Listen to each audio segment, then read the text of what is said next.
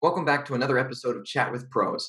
In this series, we get to sit down one-on-one with professional musicians from all different areas of the music industry and talk with them about their experiences, what inspired them when they were young, and how that inspiration carried them all the way towards realizing their dreams and creating a sustainable career in music. Today is very special because we're going to be talking with Chris Wrate. Chris is a Nashville-based guitarist, singer-songwriter, music director, and he is also the current guitarist and music director for Kelsea Ballerini, Nashville-based country artist who is just blowing up. They're about to go on tour with the Jonas Brothers at the time of this conversation, so Chris is preparing for that. But prior to that, Chris also has worked with Colbie Caillat, Ariana Grande, huge Filipino artist named Charisse, and Daniel Powder, who's famous for the song Bad Day, or you might know it as I Had a Bad Day. And Chris and I met over a decade ago. We've been friends for a very long time. We met doing auditions. We met in the hallways of auditions, and a lot of times we were competing for the same position. So you'll see some of the behind-the-scenes insight of what that experience was like for both of us. But then we took two different paths, and Chris really has built a wonderful career as a full-time touring sideman. And this is insight into what that experience is like, and then his role as a music director, what that really means and what that job entails. So I hope you enjoy this conversation. We'll see you on the other side.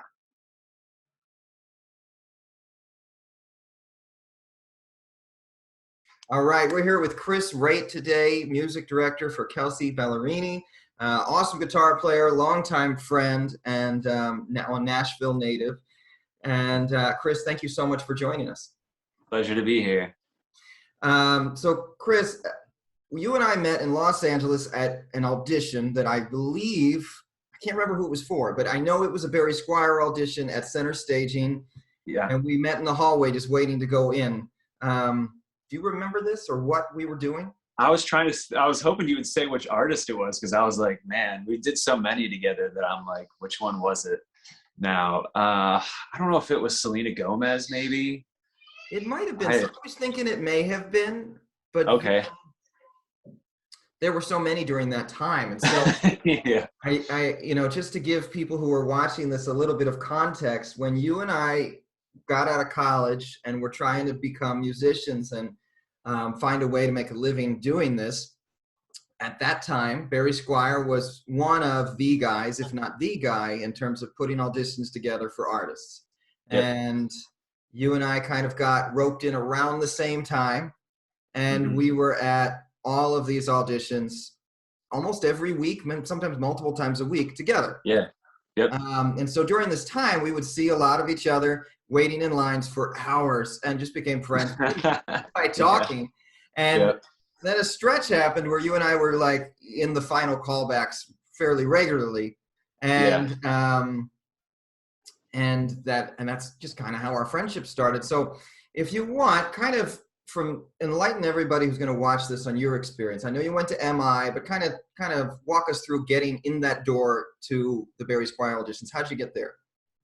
Yeah, so I left Wisconsin to go to Musicians Institute in Hollywood, and during the brief time that I was there in their 2-year program, you quickly hear about Barry Squire, the guy you mentioned before. Like you said, he kind of was the guy if you wanted to get into auditions for specifically various touring acts that were putting together bands, whether it was an American Idol artist that had just come off the show or whatever have you.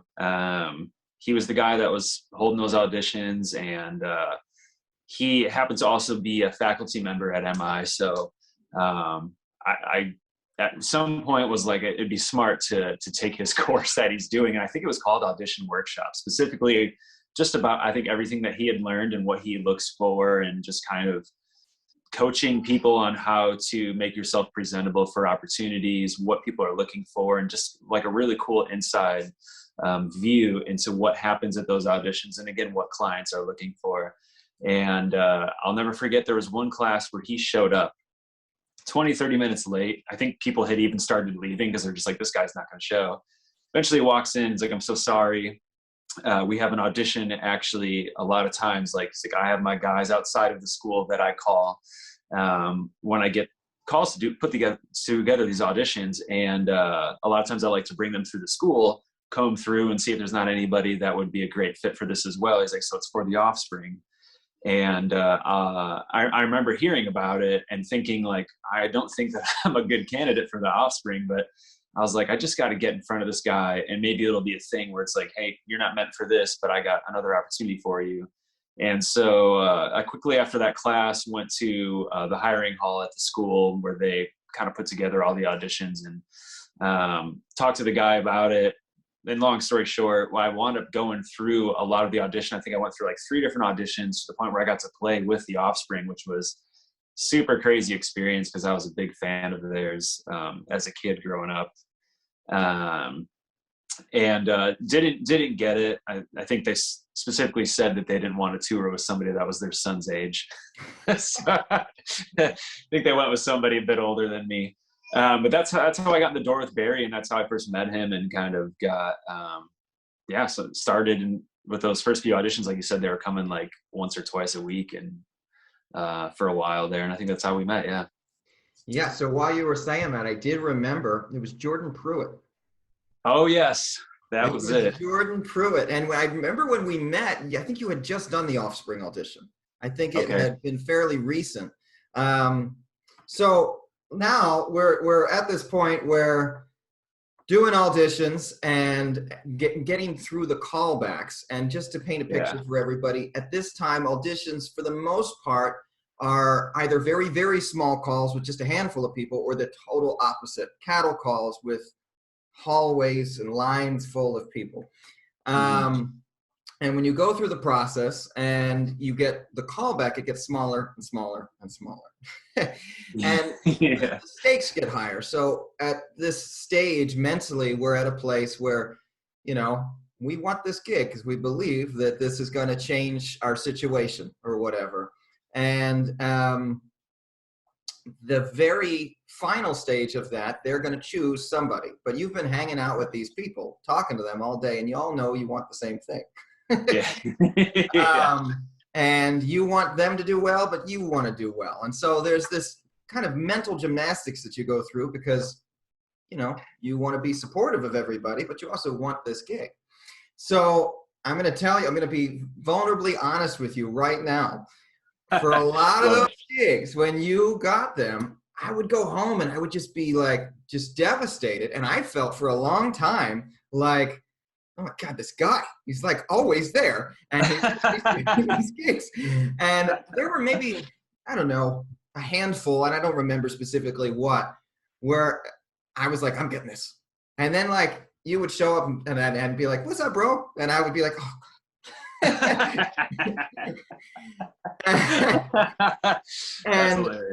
and I remember then I had a choice, like a crossroads, to go one way or the other, and to either be really, really supportive of everybody, but especially since you and I saw each other so much, or to be bitter about it.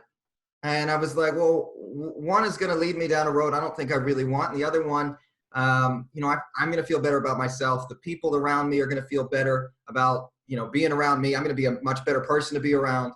And so I chose the other path and started just, deciding, what, I'm going to celebrate everything everybody does. You know what? And encourage, if I lose the gig, encourage them on the gig and continue to support them. And so what I found out over time, and I'm sure you would agree on this, is by doing that, you do 2 things. One, you're top of mind with someone because you're still in touch with them and you're still supporting them and following up, and you genuinely care about their success.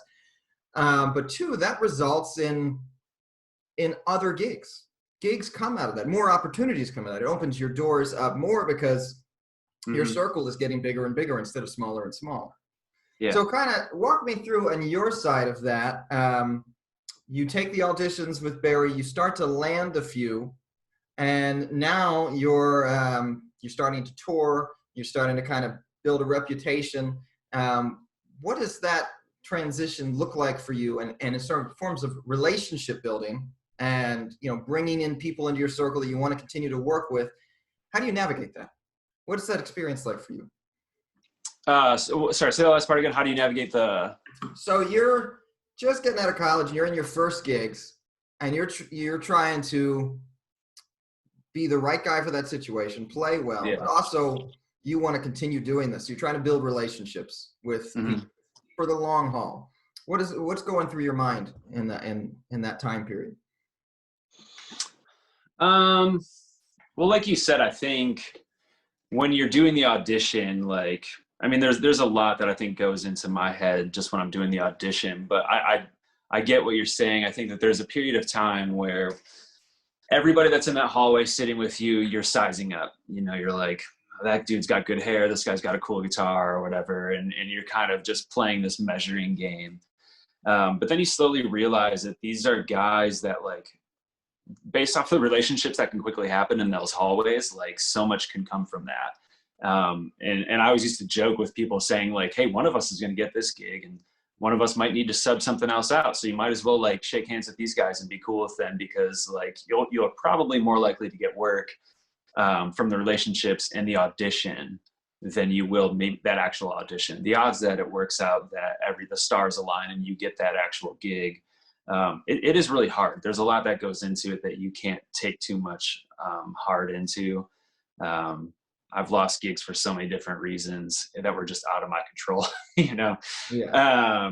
But yeah, I think eventually you grow to this place where you start championing your friends because they do become friends. And I know we've talked about this just before we hopped on the call. It's like, eventually you start seeing your friend. We all just want to make it, right? And I think once we all get to that place of comfortability, you find your gig or a few situations that you're invested into, and you wind up finding longevity in a career. It's just fun to watch your friends succeed. And so, yeah, I think the process is just like, it's self-centered initially because you're just like, how do I do this and how do I get this? But then you start to realize, like, we're all trying to attain the same thing, and you go through this maturity process of just loving on your friends and championing them. And again, like, so much can come from that too. Something like that's really, at the end of the day, like, is what's going to probably happen is somebody's going to call you and be like, man, this guy was so cool. And, like, we never actually got to do a gig together, but he was always there at the callback. So that shows me he's always doing his homework and paying attention. And he's clearly, like, a good player. He's been a good hang. And those are people that you want to eventually bring on the road and surround yourself with. So. Yeah, I think that's so many awesome points right there. And I mean, for many examples, but for us, we ended up trading gigs for years. Yeah.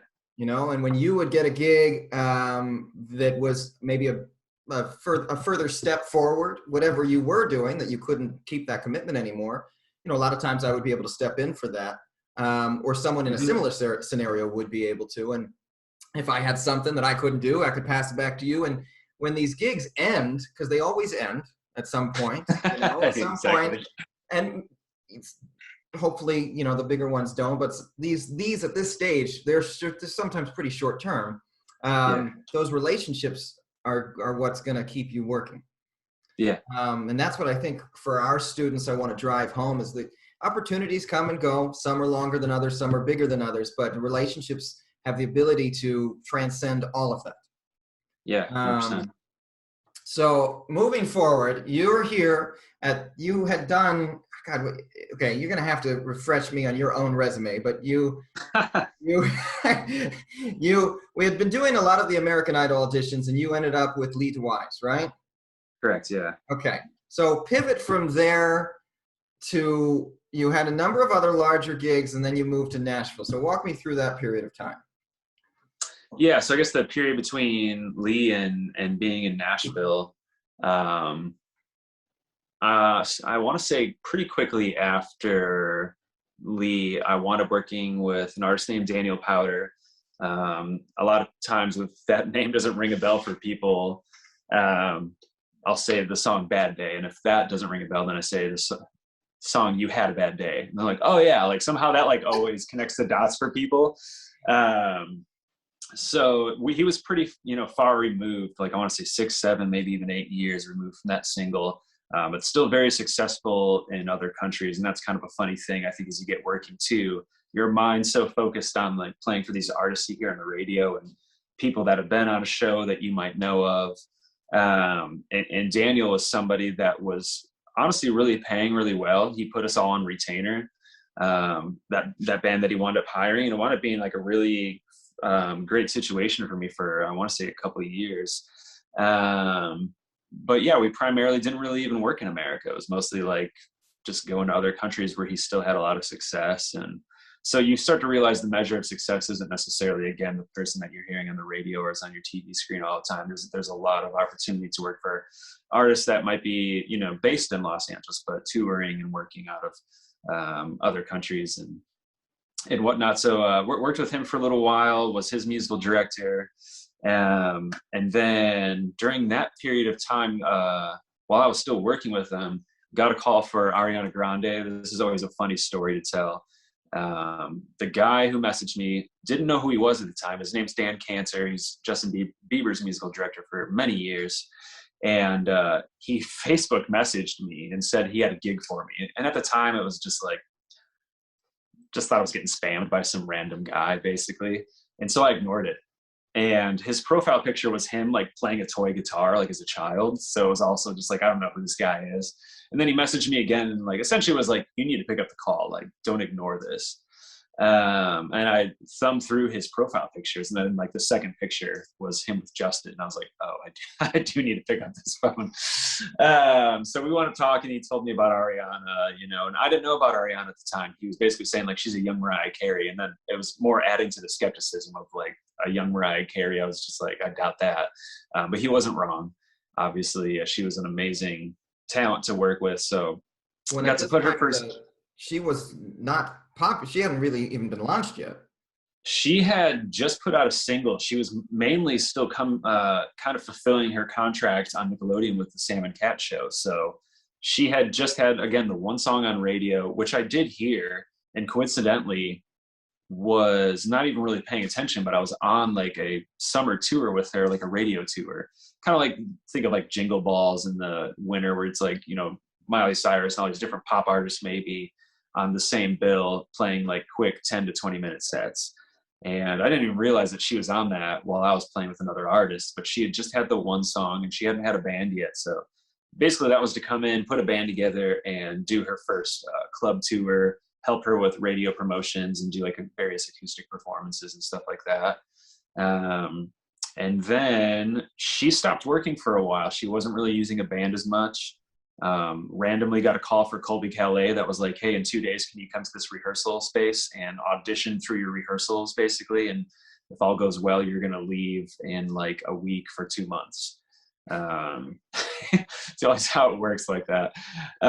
So wound up doing Colby. And then while I was with Colby, I remember being in a rehearsal space. My wife came and visited Nashville, and we had kind of like joked about looking at houses out here and maybe changing locations simply just because the housing market at the time was super affordable here. Not the case really anymore. But she wound up buying a house while I was on tour with Colby, and we had to close on the house and do paperwork. And I remember sending stuff overnight while I was on the road at like FedEx locations and stuff. Yeah, that was kind of the wild road all the way till we got to Nashville. And when you got to Nashville, did you think, I'm going to stay here? Or you just didn't know at the time? That was never actually the plan. It was like, if I can try to work out here, I will. But I wasn't going to kid myself that I could just show up and say like, hey, I'm a guitarist from LA, and I'm here for your gigs. You know, like there's plenty of like anytime people ask me why I was moving to Nashville, I'd always jokingly say that I heard there was a shortage of guitar players, because clearly there never has been. Yeah. But yeah, I spent so much time, as we all did, accruing contacts and going through those auditions and meeting people in LA, that I knew the smart move was to simply just come here, get a house, and have leverage to kind of really get into a neighborhood in an area that if we got stuck in for 5-6 years down the road and had kids, that we wouldn't feel bad about it. So it quickly turned into like, wow, I really like it here. I'd love to see if I can't start working, and started to kind of network and meet some people. And fortunately, I did have a resume that I brought with from LA. It just obviously wasn't any country artist really on there. So I'd always loved the idea of working in Nashville, but I just wasn't quite sure. And obviously quickly it turned into something which I'm super thankful for. But yeah, that was never the idea at first. I thought we'd be back in LA in at least a couple of years. And that's, yeah. Well, I thought you'd be back too, but I was like, then Kelsea Ballerini came along. I was like, oh, he's never coming back now. Exactly. Yeah. So, but now, okay. So now, when you're there, and one of the things you told me that I thought would be really interesting also to share is that when we were doing auditions in LA, we were just playing guitar, and a lot of what we had to do was program sounds on these giant pedal boards that we were like lugging around all over the place. That were, you know, like 2 suitcases large, and we were doing a lot of tap dancing on our pedal boards to get everything that we wanted the way we wanted. But then you told me when you were in Nashville, it became more of, you had to learn to play a lot of instruments you had not played before, right? And when you did the Kelsea audition, that was part of it, wasn't it? It was, yeah. So tell us a little bit about that. Yeah, it's another story. Like, now that I've been with Kelsea for over 5 years, so I feel a little more comfortable saying it now than I did a few years ago. It's a little more quiet about it. But long story short with that is, when I got the audition, it was posed to me that there was some other auxiliary instruments that they wanted me to be able to play. And when I got the list of it, it was like any instrument that you could think that would find its way on a Nashville record, from a banjo to lap steel, dobro, like all these things. I was like, I don't touch any of that, you know. I was like, and I told the guy right away, I was like, I can't do this audition. I'm like, I don't do any of those instruments. And he's like, it's mainly just, you need to play keys. And I was like, yeah, still don't play that. And he's like, oh, it's really simple, I promise. Like, I think you're still really great. Like, he was really trying to convince me to do this audition. And he's like, it's mainly just a guitar gig and a few other things. Like, it's just like, if we can work it in, cool. And so I eventually say yes to it. They send me the songs. One of the songs is a ballad on piano. So I'm already like, this is, and so I didn't even own a keyboard at the time. So I go on Craigslist, I find a cheap MIDI keyboard, and the guy had already sold it. He's like, I got a guy coming tonight to pick it up for $250. And I think I told him I'd pay $300. And he texted back, money talks, come on over. And so I went and picked it up for like $300. I started learning the song on piano, and it was so bad. It actually got so bad to the point where I was like so embarrassed to even attempt this in an audition that I drafted an email, started to write the manager, and as respectfully as I could, be like, hey, I'm sorry to do this last minute, but I just don't think that I'm the right guy and equipped for this audition. I'm mainly a guitar player. And I hit save on the email before I hit send. Luckily, I went downstairs and I talked to my wife about it, and I explained it to her. I was just like, it turns out I am terrible at the keyboards, and I shouldn't expect myself to just be able to learn a song in a day on a keyboard I just bought a few hours ago. And she's like, why don't you just give it some time and like go back up and like attack it again with like, you know, a fresh mind or whatever. And I took her, you know, wise advice, and I remember going back up, and all of a sudden it was like just clicking. It was really weird. I was like, I'm doing it. I was like, this is happening. And I was like, okay, like maybe I can get by. And I do the first audition, and in that audition, they asked me like, oh, like, do you play any other like Nashville style instruments? And I said, yeah, I play mandolin. Didn't own a mandolin when I said that. So go back on Craigslist, and I think I wound up buying a mandolin and learning that for the next audition, and worked up something just passable to be able to get through. And I just figured at some point, it was kind of like back to what we were talking about. I was like, if there's one thing I've learned from auditions, it's that you typically don't get the gig you're going out for, but you get something through it. And being new in this town, I just didn't want to say no to anything. I wanted to go and shake hands and just meet people. And I figured people would be like, heck of a guitar player, terrible mandolin player. You know, like, let's call him for something else maybe. I just figured, I was like, there's a lot of guys in Nashville that when they say they're auxiliary musician players, they mean it, and they're really good at it. So I was like, I'm going to get found out as a fraud eventually, and then they'll, you know, call me out and I won't get the gig. And I wound up getting the gig. And I don't play the mandolin as much anymore, but I still do a ton of keys with her. It's kind of funny how it's become a position of mine now. That's like, a lot of it is juggling, like, okay, I'm going to start this song playing piano, and the choruses I'll go to guitar just to kind of beef it up, and I'm singing as well. So it's a lot of juggling, and like you mentioned tap dancing before with like the pedal boards. It's a little bit of that, of like remember here, you're over here playing this instrument over here, then you're doing this, don't forget to sing and do this, and pat your head and rub your belly at the same time, kind of stuff. Yeah, that's what we do, and that is you're doing it on a whole nother arena at this point. Now, do you think that bringing in some of those utility skills, those auxiliary skills, has helped you as a music director? Do you think that's a big advantage? Yeah, I think so. I think just kind of being in tune with more and understanding more. And your scope as a musical director is always like, if you're just a one instrument kind of person and you've always just hyper focused on like, I play guitar, so I'm really in tune with that. So if I hear guitar parts, like I might be more nitpicking at that stuff. But I think the more you delve into the other music, I do a lot of work with playing samples and stuff like that and triggering that in our show as well. So yeah, I think the more that you're just invested into, the more you're able to, again, have that broader viewpoint of like not just being in tune with what you're playing, but the other musicians on stage and what's kind of happening within that arrangement. So yeah, I do feel like that has helped a little bit with that. So when we start out as a guitar player and end up as the music director for an artist as successful as Kelsea is, can you define what does music director mean to you? Because that role has been tackled so differently by so many people. When you're thinking about it, how do you perceive that role? Yeah, I mean, it's a lot. Like I started as the band leader. I got promoted to that rather quickly. And it's similar kind of circumstance with that. When people ask like what a band leader is, I never quite know how to describe that, because it's like a lot of things. You're a complaint box. You're the person that's kind of helping with the arrangements and deciding upon what stuff's going to happen with like, should the bass player play with a pick? Should he play with his fingers? It could be as simple as that. I mean, with the musical director stuff, it gets pretty heavy, especially with touring, because you're thinking about like the obvious things I think to point to with musical directors, like you're coming up with a set list, you're coming up with an arrangement. What's the best way? Really, like my main thing is always like the same way a producer, I think, takes in a song when they're listening to a work tape. And it's like, okay, this song is just a vocal and an acoustic, but what is the best way to produce this song and give it its best energy? I think of a story I heard a long time ago where John Mayer was recording Daughters, and he brought in, I think, 3 or 4 different amazing studio drummers to play on the song.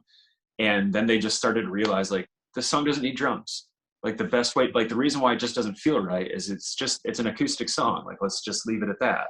And I think about that all the time, and like how we do arrangements and how we music direct. Like, what is the best way to present this song? Does things change with the different guitar? Does it change with different tones and sounds, dynamics, like all that stuff? And then getting beyond the music stuff, a lot of work goes into if we're creating Ableton sessions or whatever we're firing tracks off of, coordinating that with our lighting directors and the show designers, video content, lighting, and all of that stuff.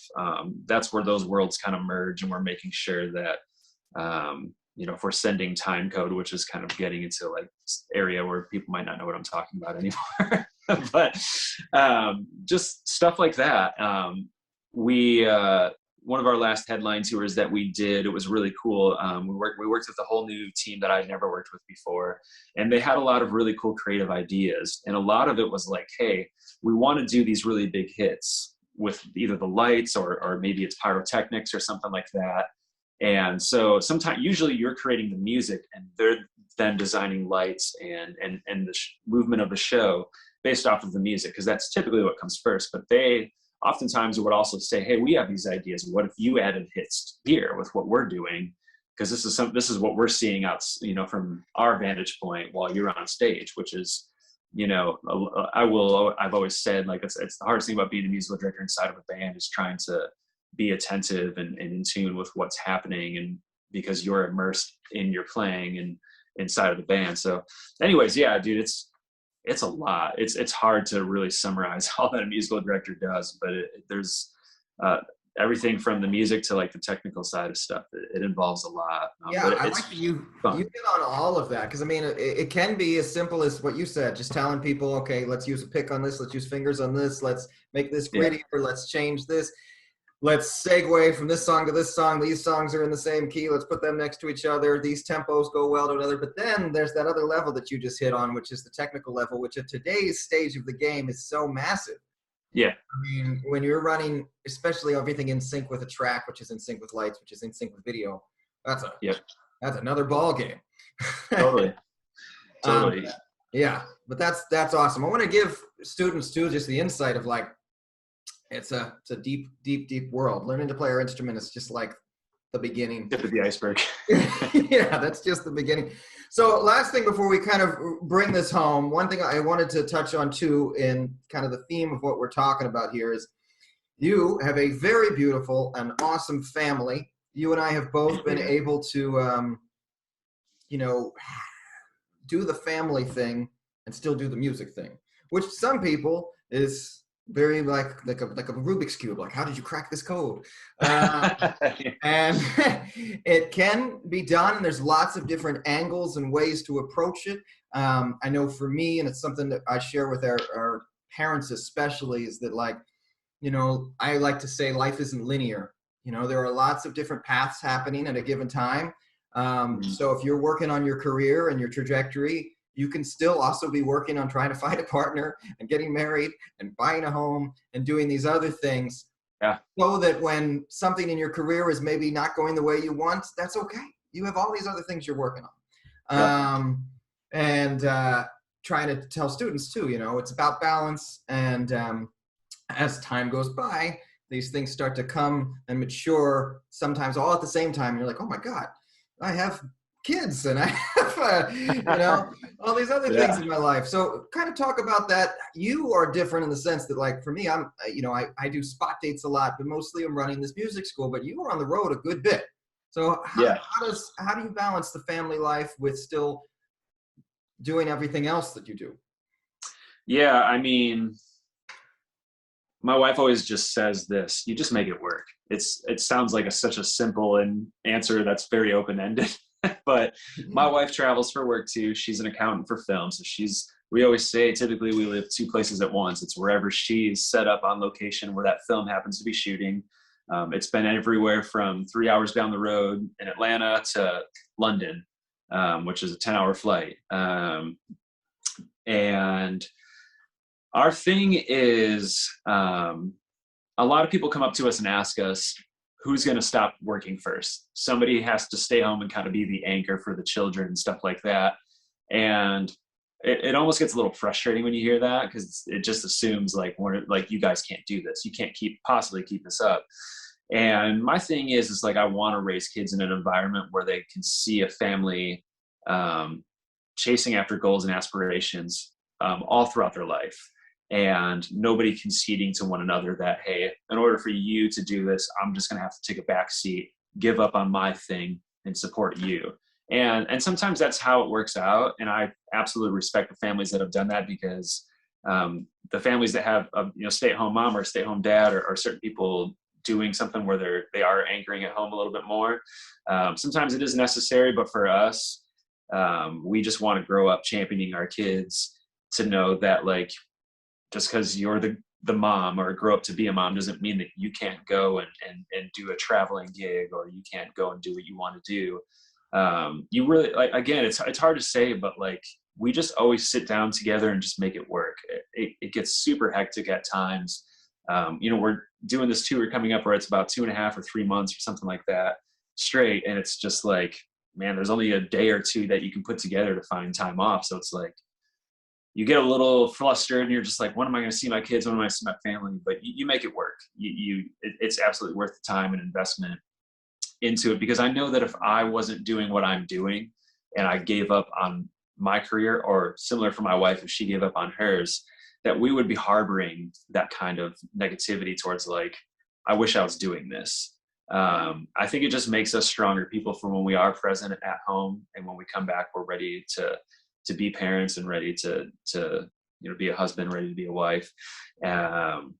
I just think it builds into that dynamic, and it makes us that much more stronger and ready again to give into our family for the times that we are home and present for that. So yeah, I mean, there's no exact formula. Like you said, it's not just like one exact path. It's different for every family and situation, but if you want it, you just do it. And you just got to trust in the person that you're with, that you're going to make it work and make time for everybody, make time for your career. And I think it winds up being great at the end of the day. I love that you just said all of that. I think that there's only one way to instill passion, that's to live passionately. Yeah. and that will rub off and plant good seeds and water them. And it seems like that you guys have done that for so long. You've got it down. I love that. So just to bring it all in at the end here, I wanted to say that when you and I first met, like I was saying in the beginning of our little chat, there was there was jealousy, there was competitiveness, there was like frustration. Yeah. And I don't know if you ever felt any of that coming from me, but I felt that internally. I didn't. You did a good job hiding it. Thank you. Thank you. Put a lot of work into hiding that. But as time went by and I just started to really, mental health is such a huge thing and something that, everybody's talking about all of the time.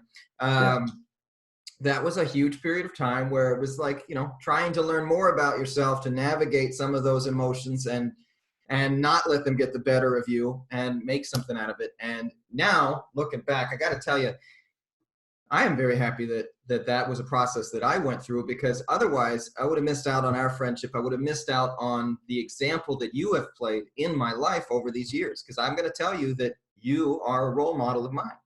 So I appreciate that. Thank you. Yeah. And I do oftentimes use you as an example to motivate me or think about things in terms of the dynamics between people or how people should treat people or all of those things. And so very, very, very grateful for that friendship over the years. Same here, man. Appreciate that. Thank you so much. So I'm going to turn the recording off and you and I can chat for a minute more. But thank you so much, Chris, for taking the time. Absolutely. It's great to be here.